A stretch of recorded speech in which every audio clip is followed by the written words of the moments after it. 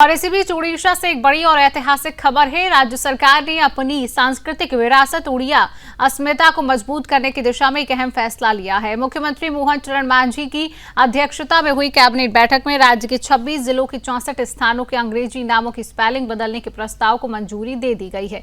सरकार का कहना है कई स्थानों के अंग्रेजी नाम वर्षों से ऐसे लिखे जा रहे थे जो उनके वास्तविक उड़िया उच्चारण मूल पहचान से मेल नहीं खाते थे। इनमें से अधिकांश नाम ब्रिटिश शासन के दौरान अंग्रेज अधिकारियों द्वारा अपनी सुविधा के मुताबिक लिखे गए थे, जो बाद में सरकारी रिकॉर्ड का हिस्सा बन गए। राज्य सरकार का मानना है यह केवल नाम बदलने का मामला नहीं, बल्कि उड़िया भाषा, संस्कृति, ऐतिहासिक पहचान को सम्मान देने की पहल है। इस फैसले के जरिए उपनिवेशक दौर में भाषाई विकृतियों को सुधारने की कोशिश की जा रही है। कैबिनेट द्वारा मंजूर सूची में कई प्रमुख शहरों और जिलों के नाम शामिल हैं। इनमें अनुगोल, बरगढ़, कटक, खोरदा, देवगढ़, नयागढ़, सोनपुर, सुंदरगढ़, ब्रह्मपुर, जयपुर, रेड़ाखोल, आसिका और सूरा जैसे स्थान शामिल हैं।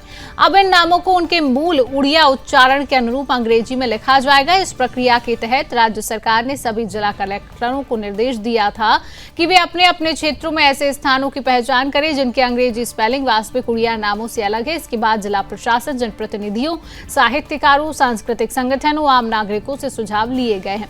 सरकार ने पारदर्शिता बनाए रखने के लिए प्रस्तावित बदलावों की सूची 1 महीने तक सार्वजनिक भी रखा है, ताकि लोगों से सुझाव और आपत्तियां प्राप्त की जा सके।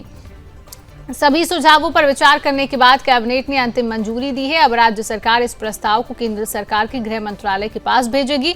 इसके साथ ही विभिन्न केंद्रीय एजेंसियों से भी अनुरोध किया जाएगा कि वे अपने रिकॉर्ड में इन बदलावों को लागू करें। इन एजेंसियों में survey of India, Indian railway और डाक विभाग, रजिस्ट्रार जनरल और जनगणना आयुक्त कार्यालय समेत कई अन्य संस्थाएं शामिल हैं।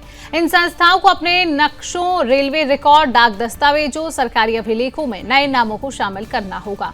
उड़ीसा सरकार का यह फैसला राज्य की सांस्कृतिक पहचान को मजबूत करने की दिशा में एक महत्वपूर्ण कदम माना जा रहा है।